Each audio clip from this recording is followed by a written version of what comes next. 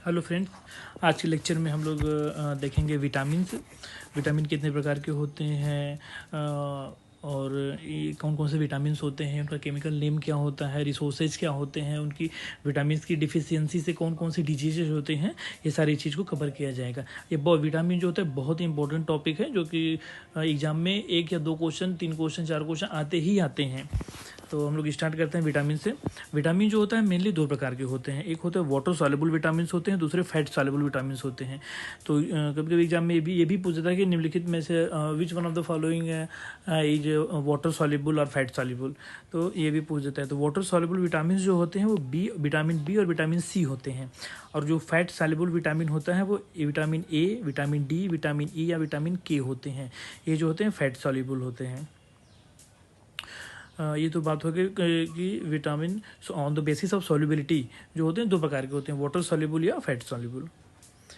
और कुछ important points देखते हैं विटामिन के बारे में। Vitamin are biomolecules. विटामिन जो होते हैं बायोमालिक्यूल्स होते हैं and required in less quantity. जो जितने भी विटामिन होते हैं वो बायोमालिक्यूल्स होते हैं, वो हमारी बॉडी में ये जो होते हैं लेस क्वांटिटी में रिक्वायर्ड होते हैं, जितने भी विटामिन होते हैं। We have to add in our diet, और इसको हमारी डाइट में लेना चाहिए, क्योंकि इसकी डिफिशियंसी से बहुत सारी प्रॉब्लम्स होती हैं, बहुत सारी बीमारियां होती हैं, जो कि अभी हम देखेंगे उसको। नेक्स्ट पॉइंट देखते हैं कि जो साइनोकोबालामिन विटामिन B12 को साइनोकोबालामिन बोला जाता है, synthesise in body by gut bacteria.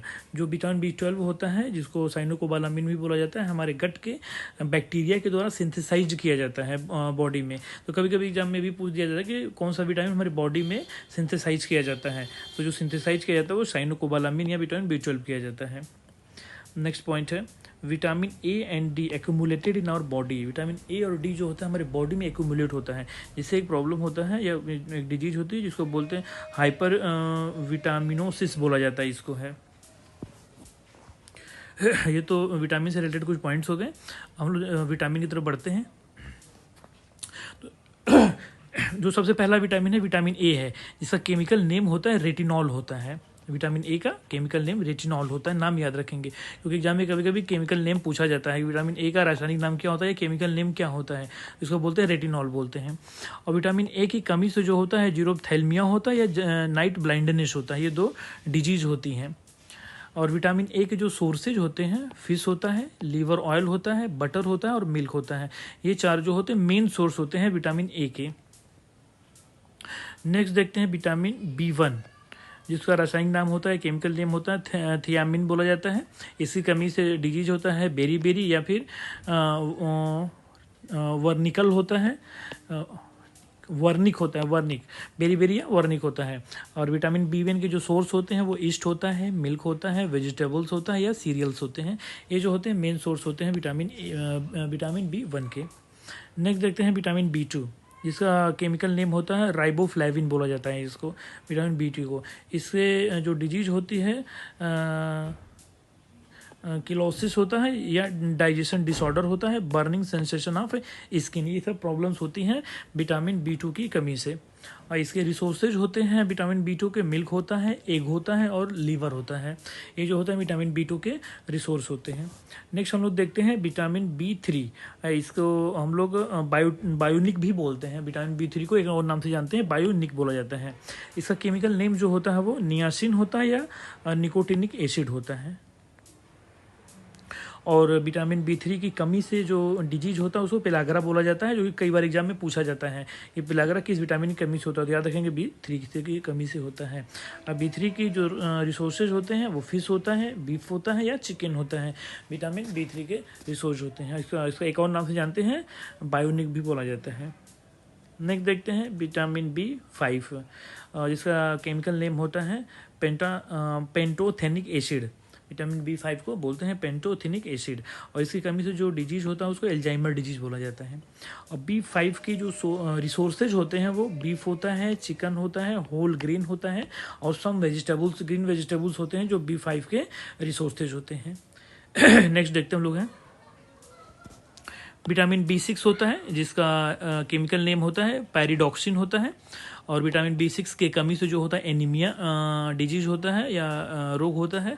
और विटामिन बी 6 के जो रिसोर्सेज होते हैं जहाँ से मिलता हमको है वो ईस्ट होता है, फिश होता है, एग होता है, सीरियल्स या ग्राम्स में। ये जो होते हैं मेन रिसोर्सेज होते हैं हमारे विटामिन बी 6 के। नेक्स्ट देखते हैं विटामिन बी 7 जिसको एक और नाम से जानते हैं विटामिन एच भी बोला जाता है। इसका केमिकल नेम होता है बायोटिन होता है। और इसकी कमी से जो होता है हेयर लॉस होता है और जिसको एक और नाम से जानते हैं एलोपेशिया भी बोला जाता है इसको है। और विटामिन बी 7 जो रिसोर्सेज होते हैं बीफ होता है, लीवर, एग होता है, स्वीट पोटैटो, नट्स या सीड्स, ये जो होते हैं विटामिन बी 7 के रिसोर्सेज होते हैं। नेक्स्ट हम लोग देखते हैं विटामिन बी 9 जिसको हिंदी में जिसका केमिकल नेम होता है फोलिक एसिड या फोलेट या फोलेसिन बोला जाता है इसको बी 9 को। इसका यूज जो होता है use in synthesis of DNA and RNA में इसका इस्तेमाल किया जाता है। और जो फोलिक एसिड होता है mainly supplement for women during the pregnancy to reduce the risk of neural tube defect in baby. ये चीज़ एग्जाम में कई बार पूछा गया है। ये इस चीज़ को याद रखेंगे कि न्यूरल बेबी डिफेक्ट जो होता है वो किसकी वजह से होता है, तो विटामिन बी 9 या फोलिक एसिड की कमी से होता है ये। नेक्स्ट देखते हैं विटामिन बी 12 इसका केमिकल नेम होता है साइनोकोबालामिन। इसके बारे में एक बहुत ही इंपॉर्टेंट बात यह है, ये एक आर्गोनोमेटेलिक विटामिन होता है। मात्र इकलौता ऐसा विटामिन है जो आर्गोनोमेटेलिक विटामिन होते हैं। आर्गोनोमेटेलिक विटामिन मीन्स ये होता है कि जब मेटल और कार्बन के बीच में बॉन्ड पाया जाता है तो उसको बोलते आर्गोनोमेटेलिक कंपाउंड बोले जाते हैं। तो ये विटामिन है तो इसलिए इसको बोलते हैं आर्गोनोमेटेलिक विटामिन बोला जाता है इसको। ये पहला है बस एक ही सिंगल है। कुछ इंपॉर्टेंट फैक्ट्स इसके हैं विटामिन बी 12 के। Acts as a cofactor in DNA synthesis, ये जो होता है कॉम्प्लेक्स विटामिन होता है। और विटामिन बी 12 या साइनोकोबालामिन में जो मेटल यूज किया जाता है वो कोबाल्ट-3 यूज किया जाता है। और कोबाल्ट-3 जो होता है एक रिंग के अंदर जो होता है पाया जाता है, एक रिंग के अंदर पाया जाता है, उस रिंग को बोला जाता है कोरिन रिंग। इसका स्ट्रक्चर हम आपको अभी दिखाएंगे कैसा होता है कोरिन रिंग का स्ट्रक्चर और मेटल कैसे उसमें पाया जाता है। विटामिन बी 12 की जो कमी से रोग होता है वो एनीमिया होता है या फिर परनिशियस एनीमिया होता है। और विटामिन बी 12 के जो सोर्सेज होते हैं produce by certain gut bacteria के द्वारा इनसाइड द बॉडी सिंथेसाइज किए जाते हैं ये। और विटामिन बी 12 का एक सोर्स और होता है एग जो होता है, एग भी इसका एक अच्छा सोर्स होता है। नेक्स्ट हम लोग देखते हैं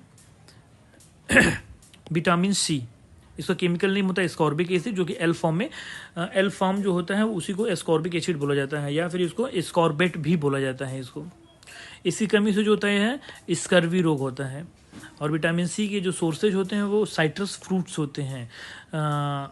साइट्रस फ्रूट में जैसे आपका नींबू हो गया या फिर संतरा आ गया, ये सब जो होते हैं वो साइट्रस फ्रूट्स होते हैं। जैसे खट्टे फ्रूट्स होते हैं उसमें विटामिन सी पाया जाता है। या आंवला हो गया, कुछ ग्रीन वेजिटेबल्स में भी जो होता है विटामिन सी या स्कॉर्बिक एसिड पाया जाता है। इसको विटामिन सी के कुछ इंपॉर्टेंट पॉइंट्स हैं। ये जो होते हैं एंटीऑक्सीडेंट्स की तरह वर्क करते हैं। फॉर्म्ड फ्रॉम मोनोसैकेराइड, ग्लूकोज की जो सिंथेसिस होती है वो मोनोसैकेराइड ग्लूकोज से होती है। और ये जो होता है रिड्यूसिंग एजेंट की तरह भी काम करते हैं जो स्कॉर्बिक एसिड या विटामिन सी होते हैं। इस चीज़ को इस पॉइंट्स को याद रखेंगे। नेक्स्ट देखते हैं हम लोग विटामिन डी। विटामिन डी जो होते हैं दो प्रकार के होते हैं, vitamin D3, vitamin D2। Vitamin D3 का जो केमिकल नेम होता है वो कोलेकैल्सीफेरॉल होता है। विटामिन D2 का जो केमिकल नेम होता है वो इर्गोकैल्सीफेरॉल होता है। और एक इम्पॉर्टेंट बात ये है कि याद रखेंगे कि ये जो होते हैं दोनों विटामिन जो होते हैं स्टेरॉइड्स होते हैं, तो इस चीज़ को याद रखेंगे। विटामिन डी की जो कमी से जो डिजीज होती है उसको रिकेट्स बोलते हैं या फिर ऑस्टियोमलेशिया बोला जाता है। तो दोनों नाम से पूछा जाता है, तो इस दोनों नाम को याद रखेंगे। विटामिन डी के जो सोर्स होते हैं वो सनलाइट होता है। सनलाइट की प्रेजेंस से हमारी बॉडी जो होती है विटामिन डी को सिंथेसाइज करती है। एकमात्र ऐसा विटामिन है जो सनलाइट में सिंथेसाइज होता है, इस चीज़ को याद रखेंगे। दूसरा फैट है या फिर एग जो होता है, एग भी जो होता है विटामिन डी का एक अच्छा सोर्स होता है। नेक्स्ट देखते हैं विटामिन ई जिसका केमिकल नेम होता है टोकोफेरॉल। और इसकी कमी से जो होता है वो मस्कुलर वीकनेस होती है विटामिन ई की कमी से। इसके जो सोर्सेज होते हैं वो विटामिन ऑयल होता है, व्हीट होता है, सनफ्लावर ऑयल होता है, इसके जो मेन सोर्स होते हैं विटामिन ई के। कुछ इंपॉर्टेंट फैक्ट्स इसके बारे में है। एक तो ये जो विटामिन ई जो होता है फर्टिलिटी फैक्टर बोलते हैं, और दूसरा इसको ब्यूटी विटामिन भी बोला जाता है, और ये एज ए एंटीऑक्सीडेंट यूज किए जाते हैं विटामिन ई जो होते हैं। ये तीनों विटामिन ई के बारे में याद रखेंगे सब लोग। नेक्स्ट देखते हैं विटामिन के।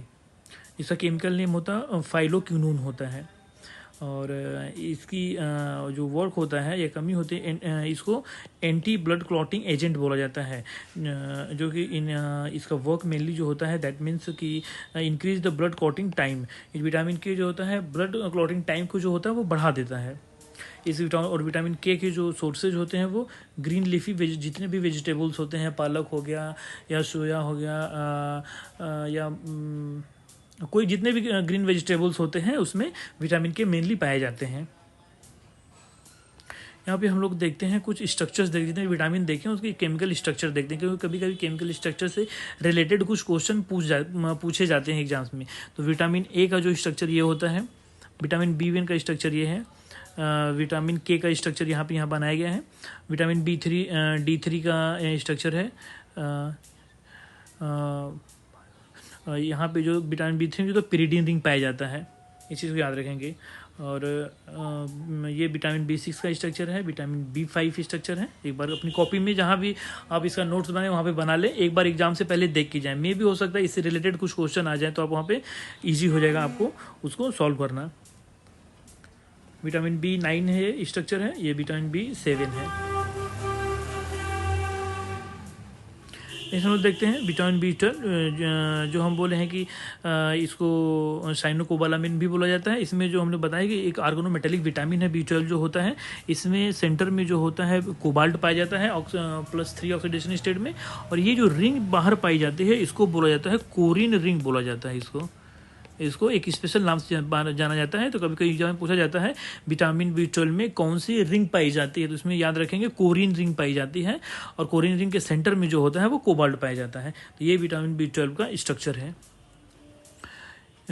नेक्स्ट देखते हैं विटामिन डी का स्ट्रक्चर। विटामिन D2 इर्गोकैल्सीफेरॉल का स्ट्रक्चर है, ये एक स्टेरॉयड होता है, और ये विटामिन D3 का है कोलेकैल्सीफेरॉल, जो कि ये भी एक स्टेरॉयड है। इसका स्ट्रक्चर ये है। विटामिन के का स्ट्रक्चर ये है, और लास्ट जो होता है ये हमारा है विटामिन ई का स्ट्रक्चर है। तो इस लेक्चर में हमने देखा कि विटामिन के बारे में टोटल देखा, और विटामिन के कौन कौन से विटामिन होते हैं, कितने प्रकार के होते हैं, उनका सॉल्युबिलिटी के बेसिस पे क्लासिफिकेशन क्या क्या होता है, वाटर सॉल्युबल होते हैं, फैट सॉल्युबल होते हैं, और जितने भी विटामिन हैं उनके केमिकल नेम क्या होते हैं, रिसोर्सेज क्या होते हैं, और उनकी डिफिशियंसी से कौन कौन डिजीज होती हैं।